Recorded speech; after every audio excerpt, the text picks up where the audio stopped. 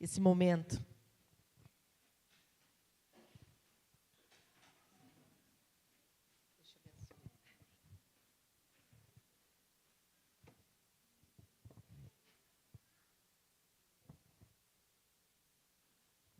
Bom dia, bom dia, bom dia, irmãos e irmãs. Que alegria estar aqui com vocês. É sempre muito bom conversarmos sobre famílias e este tema especialmente ao redor da mesa. Vamos antes pedir que Deus nos abençoe, que nos guarde nesta manhã. Que Ele fale conosco. Vamos orar? Meu Deus, meu Pai, além de precisarmos de amor, além de precisarmos de esperança, além de precisarmos de cura para a alma e para o corpo, nós precisamos muito, desesperadamente, de um quebrantamento do nosso coração, da nossa altivez, da nossa glória própria, daquilo que impede que o Senhor fale conosco. Porque aquilo que falamos para nós mesmos e para nós mesmas soa tão alto e não conseguimos escutar aquilo que o Senhor quer falar. Nos faça, Deus, servos e servas, neste momento, nesta manhã, que aquilo que for dito aqui, que for coisa de homens, coisa de mulheres, seja esquecido. Aquilo que for do Espírito Santo, aquilo que for vindo de Ti, seja lembrado, fique gravado na memória, para que possamos sair daqui alimentados da Tua palavra e não de coisas que provêm do nosso próprio coração, que é enganoso, desesperadamente pervertido. Ajuda-nos nisso, quebra o meu coração, quebra cada coração aqui, para que a Tua palavra encontre uma boa terra e frutifique, dê muitos frutos para todas as famílias que estão aqui. A minha, de cada irmão e de cada irmã aqui. Em nome de Jesus. Amém. Amém. Quando a Andréia me falou desse tema, ao redor da mesa, eu pensei que ao redor da mesa é um lugar de intimidade. E que essas dimensões aqui, amor, humildade e reconciliação, são dimensões bem apropriadas para serem desenvolvidas ao redor da mesa. Nós vamos pensar aí neste tema, ao redor da mesa, na companhia de dois reis. Dois reis que a Bíblia nos apresenta. O primeiro rei é um rei lá do Velho Testamento. E o segundo rei é um rei do Novo Testamento. Antes de falar quais são esses reis, eu queria que você pensasse uma coisa. Você já precisou chamar para a sua mesa, para a mesa da sua casa, ou para a mesa do trabalho, ou um almoço num lugar, num restaurante? Você já precisou chamar alguém que te feriu? Você já precisou, mesmo que você não tenha chamado, mas essa pessoa está lá e você precisou comer junto com ela? Alguém que tenha te ferido, te magoado? Por isso que uma das dimensões é ao redor da mesa, reconciliação.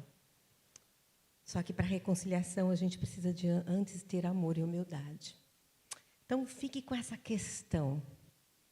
Nós vamos encontrar na história desses dois reis situações que envolvem feridas, mágoas, dores, mas envolvem também amor, humildade e reconciliação. A Bíblia, ela é um livro completo. Na verdade, ela não é só um livro. Ela é uma espada de 2 gumes. Ela atravessa juntas e medulas. Então, esperamos que essas 2 histórias, que na companhia desses 2 reis, a palavra de Deus possa atravessar nossas juntas e medulas, as minhas também, para que a gente possa aprender com eles a respeito dessas dimensões, amor, humildade, reconciliação, ao redor da mesa. Hoje é um dia muito especial para mim. Eu, ao preparar essa fala, ao pensar nos textos, eu fiquei lembrando que exatamente hoje eu vou estar recebendo ao redor da minha mesa um grupo de jovens. Então, eu vou ter que sair daqui e ir para a minha casa. Então, não vou poder ficar com os irmãos aqui. A Andréia me convidou e eu fiquei muito feliz pelo convite, mas não vou poder dividir a mesa com vocês hoje na hora do almoço, que eu já sei que vai ser muito gostoso, porque eu vou para a minha casa receber 12 jovens que estão vindo de Dourados para participarem de uma atividade à noite, atividade dos jovens, atividade sinodal dos jovens, e eles pediram para passarem na minha casa e comerem na minha casa. Então, assim, digamos que seja um almoço um pouquinho diferente, e eu preciso correr para lá. Mas esse exercício ao redor da mesa é maravilhoso. Vamos lá, então. Ao redor da mesa, com o rei Ezequias. Acho que todo mundo aqui já ouviu falar alguma vez desse nome na Bíblia, Ezequias. Na verdade, eu vou falar ao redor da mesa com o rei Ezequias numa situação muito especial, a Páscoa. Só para lembrarmos, por meio dessa figura aqui, a Páscoa dos judeus, ela era uma rememoração de uma situação muito especial, o momento em que eles saíram do Egito, foram libertos da escravidão do Egito. E exatamente antes de saírem, a última praga foi a morte dos primogênitos. E cada pai, cada chefe de família tinha que colocar o sangue de um cordeiro na porta, para que, à noite, no momento em que os primogênitos fossem feridos, o primogênito daquela casa fosse poupado pelo sangue do cordeiro, que indicava um dia o sangue de Cristo. Esse foi um momento muito especial, a Páscoa dos judeus. Ela foi comemorada, rememorada, ano a ano. Entretanto, o pai de Ezequias, vamos dar um salto dessa história lá da saída do Egito para uma história bem lá na frente.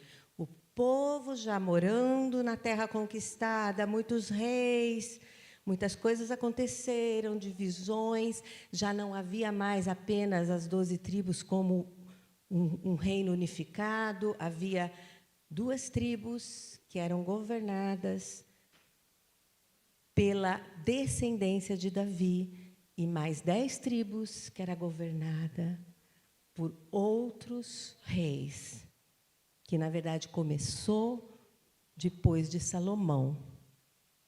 Essa é uma história bem longa, só fiz uma recapitulação muito rápida. Estamos aqui agora, o rei Ezequias. Antes, pouco antes do rei Ezequias,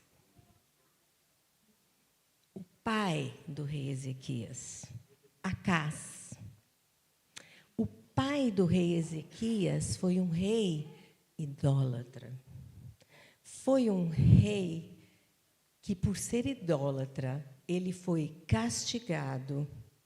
Nós encontramos isso, se vocês quiserem conferir, 2 Crônicas 28. Esse é só antecedente do rei Ezequias. Mas, se vocês quiserem conferir, 2 Crônicas 28, 5, diz assim: pelo que o Senhor, seu Deus, o entregou nas mãos do rei dos sírios, os quais o derrotaram e levaram dele em cativeiro uma grande multidão de presos que trouxeram a Damasco. Também, olha o também, foi entregue nas mãos do rei de Israel, o qual lhe infligiu grande derrota.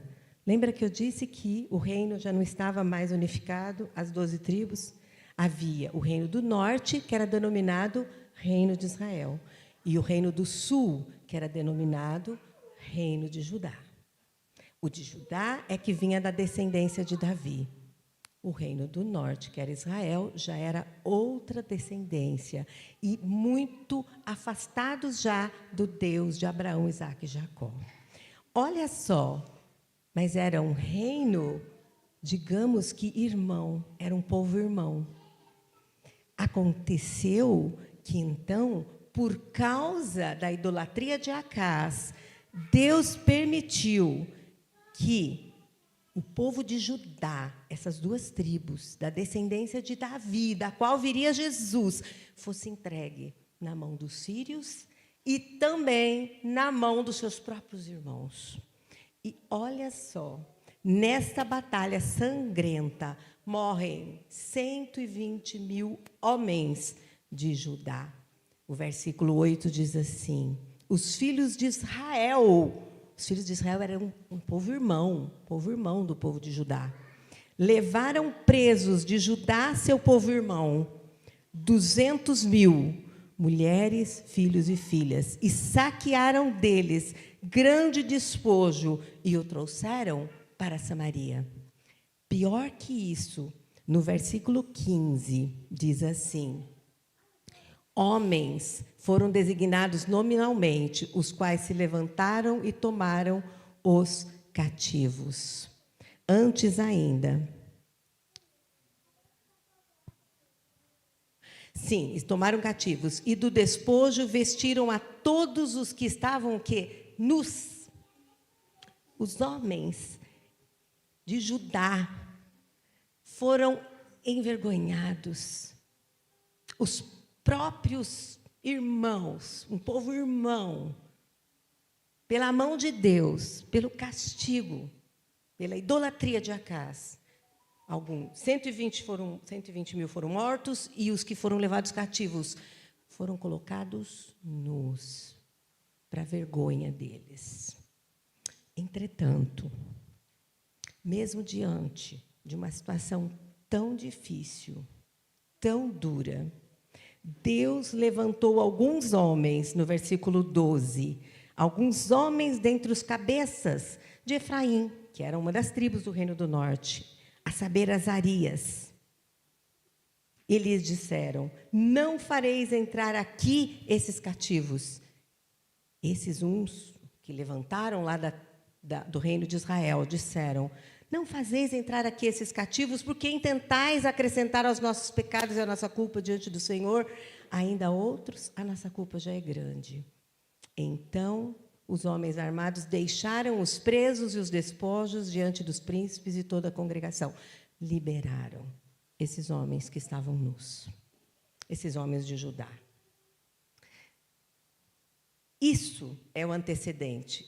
Essa é a história do povo de Judá, quando foram, então, envergonhados pelo povo irmão, no reino de Acás, que foi pai de Ezequias. Mas a nossa principal lição aqui com esse reinado é no reinado de Ezequias, o filho de Acás. Mas guardem esse antecedente, porque é importante para a gente entender. Ezequias, ao contrário do seu pai, ele atentou para tudo aquilo que ele tinha lido, aprendido. Ele foi atento à voz dos profetas. Ele procurou se voltar para Deus. Ele aprendeu com o erro do seu pai. E ele, a primeira coisa, ele abriu novamente o templo. Imagine com seu pai Acás. O templo já nem era mais frequentado. Acás adorava deuses da cultura da época, de outros povos. Ele sacrificava os seus filhos a Moloque. Era um grau de idolatria intensa. E Ezequias resolveu tomar outro rumo. Não é isso que eu quero para este povo. Eu quero me voltar para Deus. E ele abriu o templo, purificou o templo. Em 2 Crônicas 30, nós temos essa história. Ele restabeleceu o culto. E, principalmente, depois de anos de negligência do seu pai e dos antecedentes do seu pai, alguns outros reis que também foram maus diante de Deus, depois de anos de negligência, ele celebrou a Páscoa. Vamos celebrar a Páscoa. Depois de colocar o templo para funcionar, para ser aberto, as cerimônias já começaram a acontecer. E ele falou, vamos celebrar a Páscoa.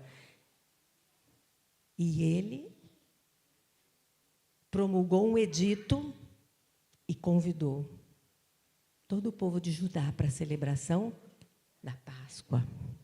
Mas não parou aí. Por isso que o antecedente é tão importante, isso que a gente contou do rei Acás. Sabe para quem ele mandou o convite? Ele mandou para o povo irmão. Sabe aquele povo irmão de Israel que tinha colocado os homens de Judá nus? Que tinham matado 120 homens. O rei Ezequias, em 2 Crônicas 30, essa história é maravilhosa, de 6 a 12. Olha só que coisa linda. Leiam depois, com calma em casa. 2 Crônicas 36 diz assim: partiram os correios com cartas do rei Ezequias, não era carta de qualquer pessoa, cartas do rei e dos seus príncipes por todo Israel, não era só Judá, Israel e Judá, segundo o mandado do rei, dizendo: filhos de Israel, voltai-vos ao Senhor Deus de Abraão, de Isaque e de Israel, para que ele se volte para o restante que escapou do poder do rei da Síria. Não sejais como vossos pais, como vossos irmãos que prevaricaram contra o Senhor Deus. Não endureçais agora a vossa cerviz como vossos pais. Confiai-vos ao Senhor e vinde ao santuário, o templo que ele tinha reaberto, que ele santificou para sempre, e serviu ao Senhor vosso Deus. Porque se vós vos converterdes ao Senhor, vossos irmãos e vossos filhos acharão misericórdia perante os que o levaram cativos, e tornarão esta terra, porque o Senhor vosso Deus é misericordioso, é compassivo, e não desviará de vós o rosto, se vos converterdes a Ele. Qual foi a resposta a essa carta? A resposta foi o que essa figura está mostrando. Os correios foram passando de cidade em cidade. Porém, alguns riram e zombaram do convite. Ali a gente dá para ver que tem alguns dando risada, é para lembrar isso. Alguns riram e zombaram do convite. Todavia, alguns, de algumas tribos, Manassés, Zebulon, se humilharam e foram a Jerusalém, aceitaram o convite, foram sentar à mesa com o rei Ezequias.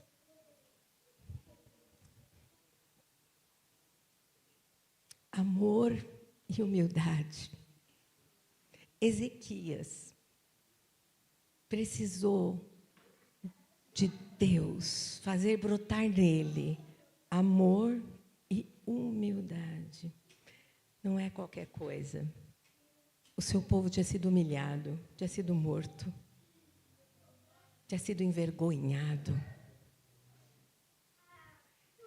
E mesmo assim, ele faz o convite. E ele ainda tem que suportar a zombaria. Imagine os correios voltando e falando: olha, teve muita gente que riu de nós, mas alguns aceitaram. E com aqueles que aceitaram o convite, houve algo maravilhoso. O povo de Judá estava preparado para a Páscoa. Lembra? Ezequias já tinha mandado abrir o templo, limpar o templo, reformar o templo. Aquelas 2 tribos de Judá estavam todas preparadas. Agora, imagine esses que estavam lá em Samaria, que nem adoravam mais o Deus de Israel. Eles chegaram correndo. Sabe aquela pessoa que chega para o almoço assim: ai, estou atrasada, estou chegando. Assim que chegaram. E eles chegaram despreparados. Havia um procedimento, um cerimonial judaico, para que as pessoas estivessem purificadas para participarem da Páscoa. Eles chegaram despreparados. O que Ezequias faz? Ezequias, em 2 Crônicas 30, 18, e do 20 ao 22, Ezequias faz assim: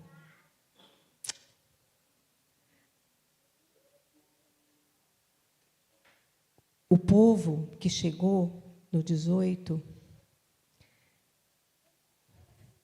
muitos que vieram de Efraim, de Manassés, de Isacar, Zebulon, não tinham se purificado. Contudo, eles comeram da Páscoa, não como estava escrito, conforme era a lei. Porém, Ezequias orou por eles, dizendo: ó Senhor, que é bom, perdoe a todo aquele que dispôs o coração para buscar o Senhor Deus, o Deus de seu pai, ainda que não segundo a purificação exigida. E o mais lindo: ouviu o Senhor a Ezequias e sarou a alma do povo. Lembra das 3 palavras? Amor, humildade, reconciliação. Ezequias orou. Ali, Ezequias era uma pré-figura de Jesus Cristo. Ele intercedeu pelo povo. Eles não vieram preparados, eles não tiveram tempo de fazer a cerimônia da purificação, mas Deus, o Senhor é bom, perdoa os pecados e aceita a participação deles. E Deus ouviu e sarou o povo, sarou a alma do povo.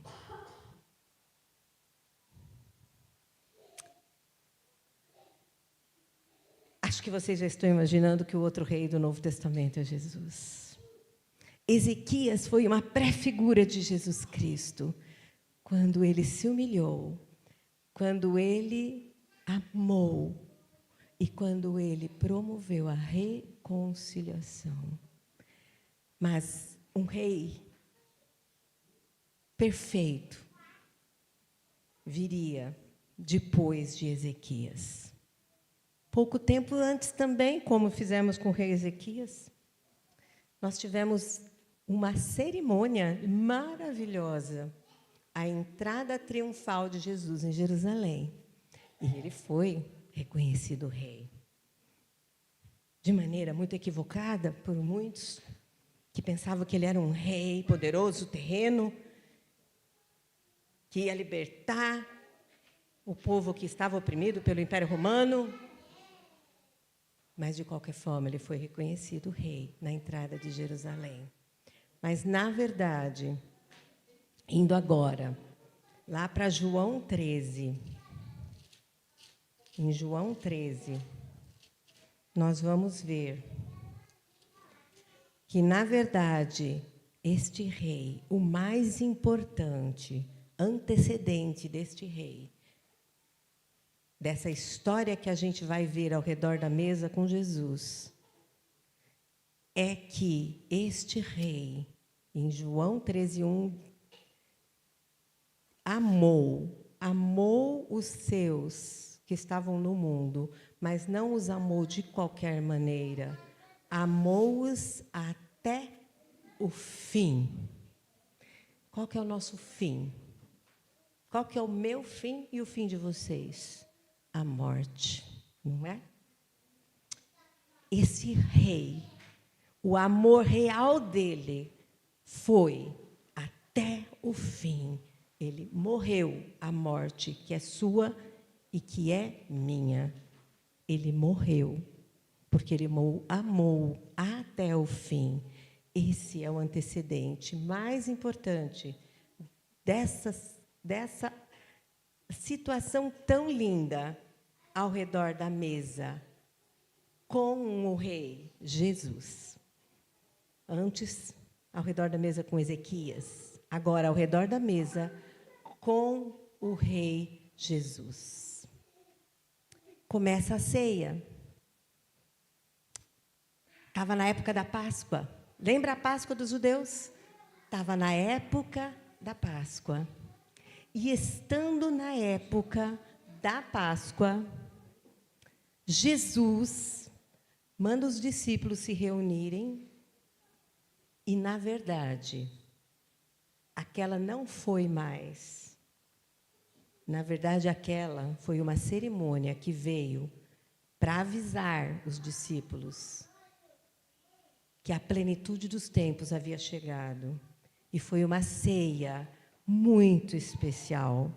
Sabe aquele almoço que depois que a gente já comeu a sobremesa, vem o café, aí depois do café vem um bolinho, aí depois do bolinho vem um bolo de aipim, aí depois vai um lá e fala assim, vou fazer outro café, e depois vem um bolo de cenoura e emenda com a janta, e o povo vai dormir, no dia seguinte tem o restauranté, e a gente come de novo aquelas coisas. Foi mais ou menos assim esta ceia, a ceia prolongada. Na verdade, os versículos 13, 14, 15 e 16 são relatos bíblicos ao redor da mesa, que começou com a ceia e que se prolongou. A conversa foi longa, durou muito, durou muito. Nós vamos ver só um flash dessa conversa. O flash da conversa é assim, começa a ceia. Lembra que Ezequias convidou os inimigos? Aqui havia um inimigo também, um traidor. Mas ele está sentado à mesa. Havia Judas, o traidor.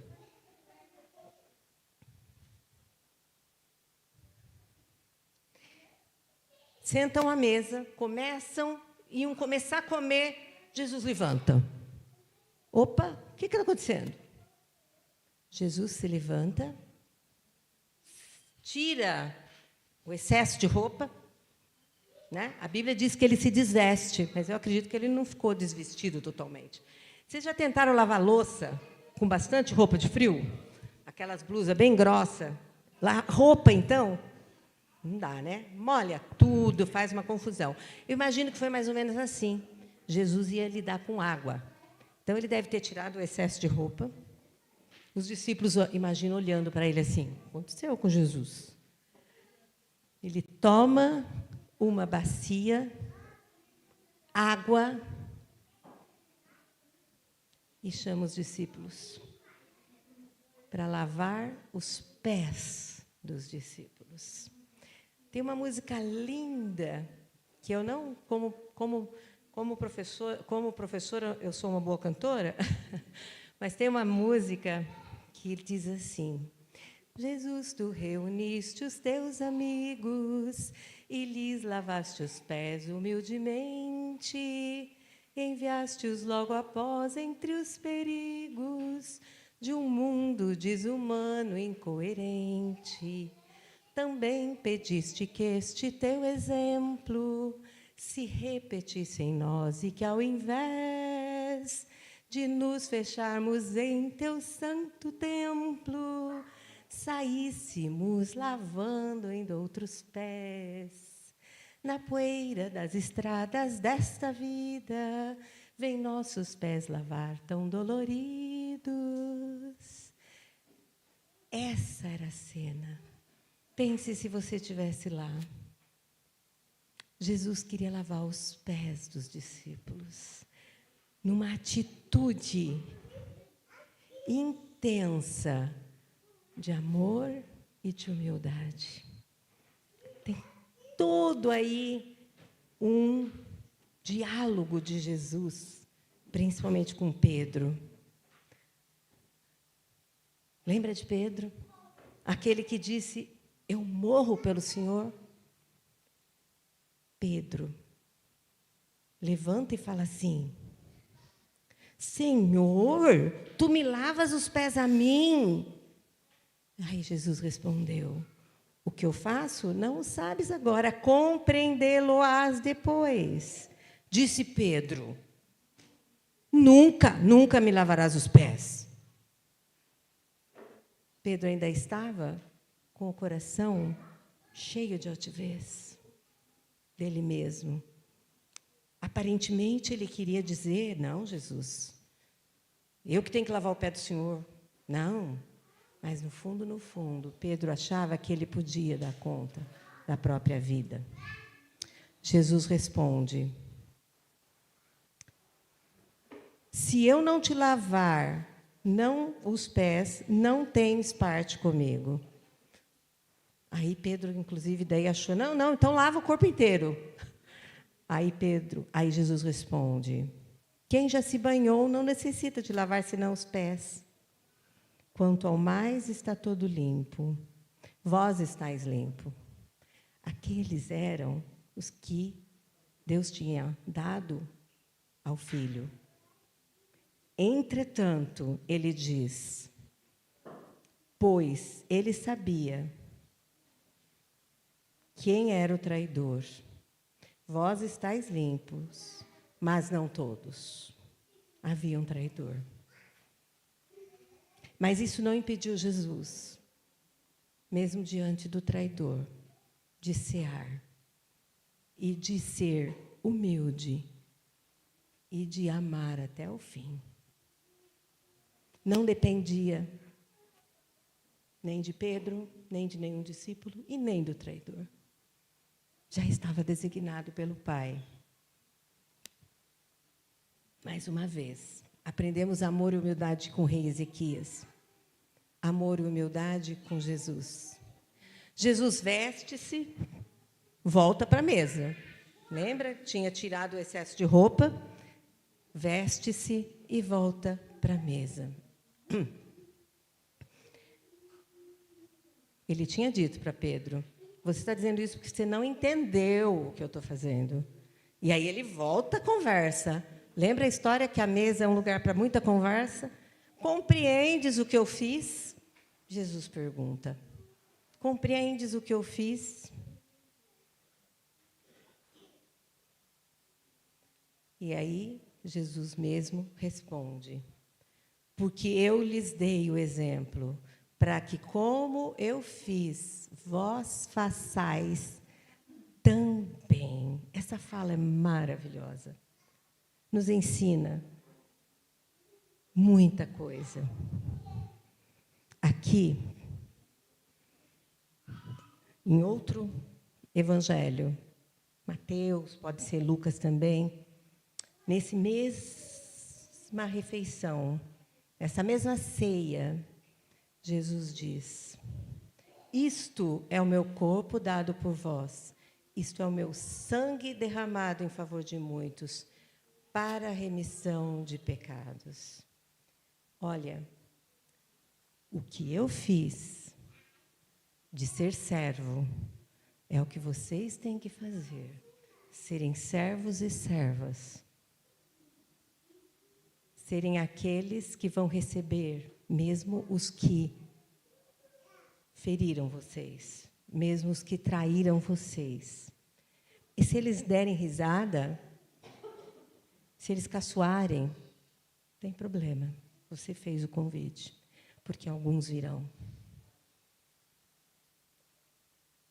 Ide por todo mundo, pregai o Evangelho.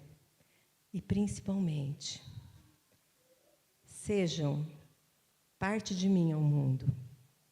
Sejam o meu corpo e sejam o meu sangue. Eu morri. Eu fui o amor até o fim, perfeito, para que vocês, espelhados em mim, vocês também sejam vinho derramado e pão repartido. Que a vida de vocês, que o tempo que vocês vão doar para preparar um almoço, para sair convidando pessoas que vocês não amam, com o amor humano, mas com o meu amor, vocês vão ser pão repartido e vinho derramado. Que nós possamos promover reconciliação, assim como o rei Ezequias, apontando Jesus Cristo, fez. Assim como Jesus Cristo fez, nos reconciliando com Deus, por meio da sua morte, porque Ele nos amou até o fim. Ele morreu a nossa morte. Como eu disse para vocês, essa ceia, ela se prolongou. Se você for ler atentamente os capítulos de 13 a 17, são várias conversas, conversas íntimas. Não são conversas que a gente tem quando passa correndo assim. Tal coisa, lembra? Leva tal coisa para mim? Não, não foram essas conversas. Foram conversas íntimas. Não vai dar para a gente falar todas aqui, porque de 13 a 17 são muitas, 13 a 16. Eu queria só falar de algumas. Em João 13, 34, depois de toda essa ceia, e continuando ali na mesa, ao redor da mesa, Jesus diz: novo mandamento vos dou, que vos ameis uns aos outros, assim como eu vos amei. Antes, ele chama os discípulos de filhinhos.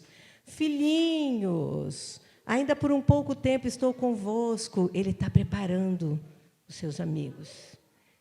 Logo eu vou morrer. Por pouco tempo, vamos aproveitar esse momento. Eu lembro da gente. Vamos aproveitar este momento. Logo nós estaremos na glória com Jesus. Mas aqui antecede a glória, antecede o céu. Enquanto isso, vamos amar uns aos outros, assim como eu vos amei.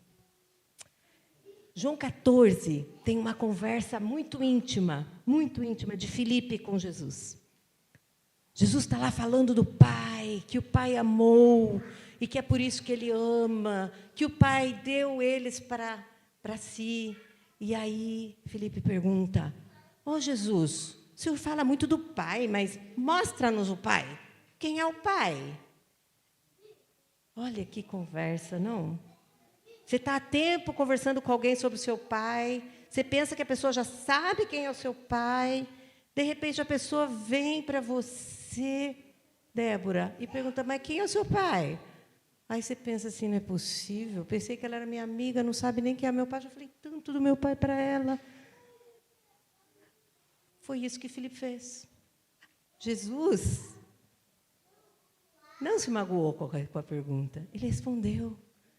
Ele estava numa intimidade ali com os seus discípulos. E ele fala para Filipe, no versículo 14, 9. Filipe, há tanto tempo eu estou com você e não me tens conhecido. Acho que era isso que você ia falar, né, Débora? Tanto tempo que eu estou com você, você não me conhece, não sabe quem é meu pai? Jesus diz: Filipe, há tanto tempo eu estou convosco e não me tens conhecido. Quem me vê a mim, vê o Pai. Ai, como você diz, mostra-nos o Pai. Olha, Filipe, olha para mim. Eu sou a cara do Pai. Quem me vê a mim, vê o Pai. Uma conversa de intimidade. uma conversa de conhecimento do amor do Pai por meio do Filho. Outra conversa muito íntima, em João 14, 25 a 27. Isso vos tenho dito, estando ainda convosco. Toda hora Jesus lembra eles, olha, eu estou aqui, mas daqui a pouco não estarei mais. Estava preparando os seus amigos para a sua morte. Mas o Consolador, o Espírito Santo, a quem o Pai enviará em meu nome, esse vos ensinará todas as coisas e vos fará lembrar de tudo o que vos tenho dito. Olha, eu vou, mas eu deixo aqui o Consolador, para vocês não esquecerem. Deixo-vos a paz, a minha paz vos dou, não vou lá dou como o mundo a dá. Não se turbe o vosso coração. Credes em Deus, credes também em mim. Eu imagino que na hora que Jesus, por várias vezes, disse, eu vou embora, os discípulos começaram a ficar atemorizados, tristes. E aí Jesus diz, não se turbe o vosso coração, nem se atemorize, a minha paz vos dou. João 15, esse eu acho muito lindo. Jesus chama os seus discípulos de amigos. Isso faz a gente entender que o reino de Deus, em Jesus Cristo, é um reino de amigos. É um reino de amigos. Não está errado a gente dizer que nós estamos entre amigos. Aqui, Jesus diz, ninguém tem maior amor do que este, de dar a alguém a própria vida em favor de quem? Dos seus amigos. Vós sois os meus amigos. Já não vos chamo servo, porque o servo não sabe o que faz o seu senhor, mas tenho-vos chamado amigos, porque tudo que ouvi do meu Pai vos tenho dado a conhecer. Não existe segredo entre nós. Vocês são meus amigos. Eu já imagino vocês, quando vocês escolhem alguém para contar um segredo. Não é qualquer pessoa, é um amigo. Jesus escolheu você para contar todos os segredos do Pai, que é Deus. Ele escolheu você como amigo e como amiga, para sentar à mesa com Ele.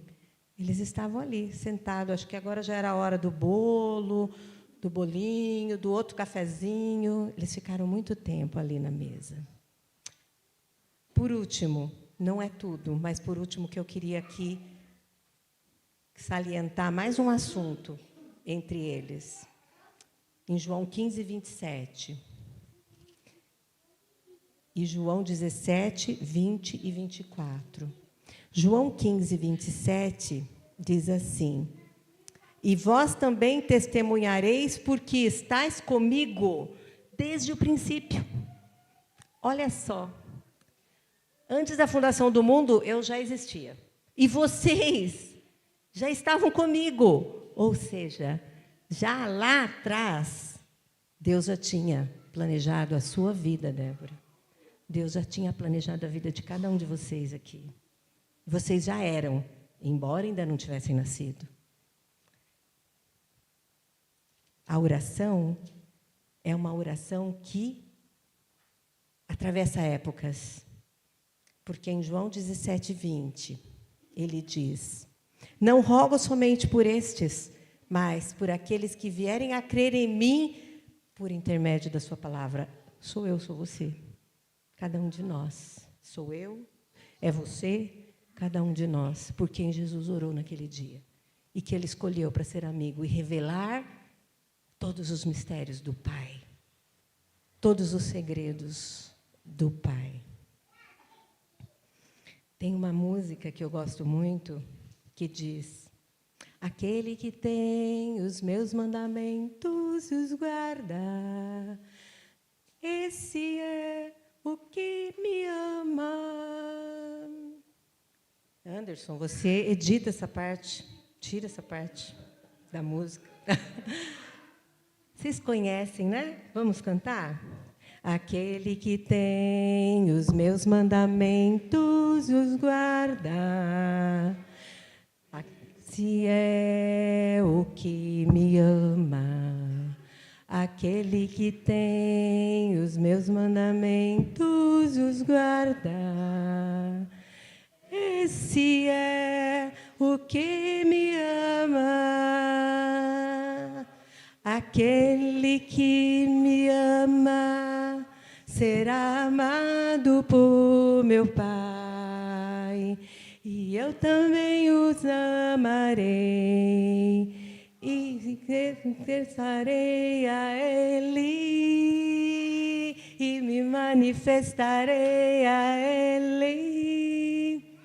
Essa é a história de amor de um amigo com os outros seus amigos. Aquele que tem os mandamentos de Deus, os mistérios de Deus no seu coração, manifesta obedecendo.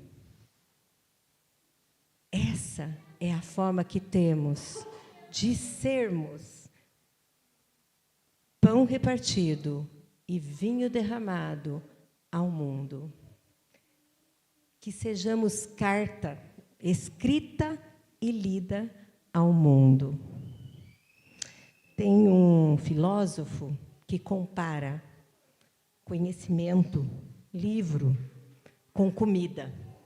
Eu sou suspeita que eu gosto muito de ler, então, para mim, isso é bem fácil de pensar.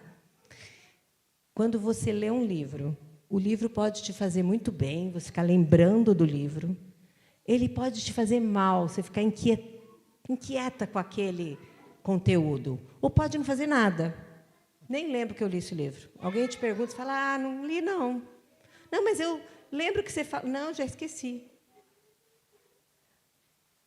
Jesus Cristo em nós, o conhecimento de Deus, a palavra, tem que ser uma comida que nos faça tão bem e que a gente fale dela para todo mundo, que a gente convide todo mundo para comer essa comida.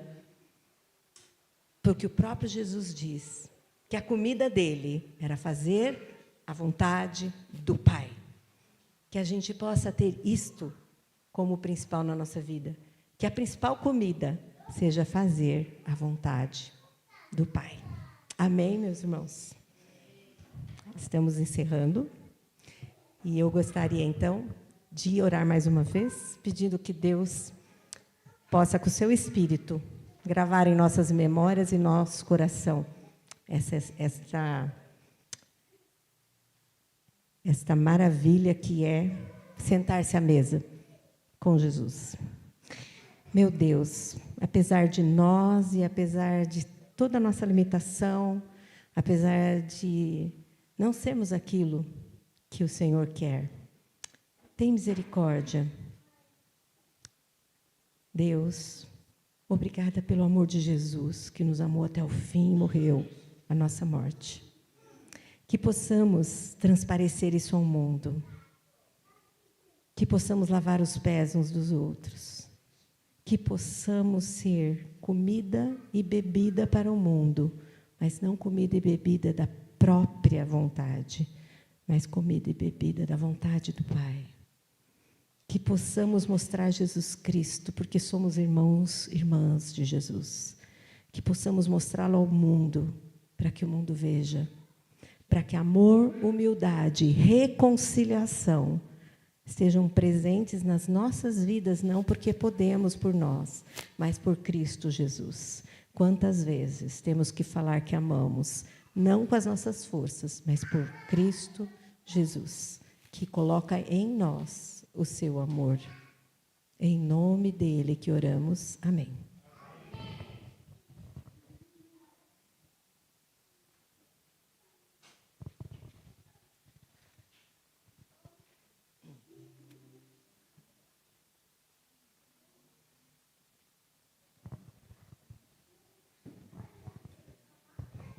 Queremos agradecer a nossa irmã Sandra pela palavra, né, o ensinamento, foi muito bom.